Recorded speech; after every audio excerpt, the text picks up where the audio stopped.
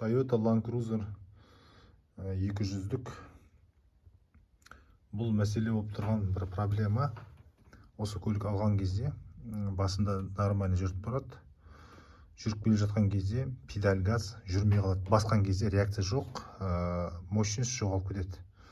До конца полға дейін басасың, әрең дегенде жүреді. Ол не только Land Cruiser, ол Toyotалардың немесе немістердің көліктерінде, немесе басқа да орыстардың көліктерінде де болатын жағдай. Ол бірінші жағдай, бірінші очередь бізде бензин. Бізге ең оңайдан бастауымыз керек. Мен қазір бензиннен көрдім, болмаса менде газда бар. Екеуіне де бірде реакция, значит бензин мен газдан емес. Бірінші очередь мен система зажиганияға бас бұрдым, себебі оларды шешу оңай. Міне қазір мен шешіп тастадым. Сондықтан қандай көлік болсын сіздерде, жаңағыдай педаль реакция жоғалып кетеді ғой. Соның бір себебі, бас себебі катушка.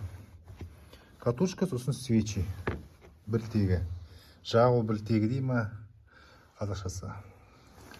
Яғни катушкада трещина пайда болса, болды, біле беріңіздер.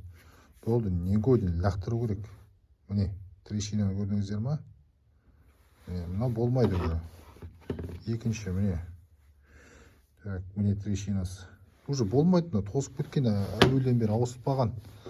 Болмаса свечиді уақытында ауыстырылмаған. Соның салдарынан жаға алмағасын, болғасқа катушка өзі корпустан да жаға береді.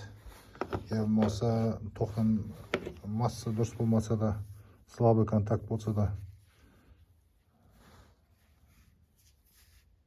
Міне трещина. Почти бар ғой, ішінде тек 2-3 ма целый.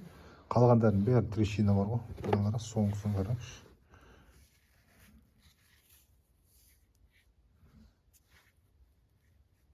Жаңа көріп, мына уже целый. Микро трещиналар бар. Катушка ауысқан екен көріп тұр. Басқа цвет көрдіңіздер ма? Белгі бетте ауысқан болып тұр ғой. Соның өзінде де қасқан қинай берген ғой. Мына трещинаны қараңыз, мүмкін емес кәдімгі арасы. Бұл трещина арқылы мына яғни масса болып тұрады ғой двигатель. Соған қарата тоқтың бәрін шашып тұрады да. Сосын свечиден шашпағасын машина деген ойланып қалады да, мощность жоғалып кетеді.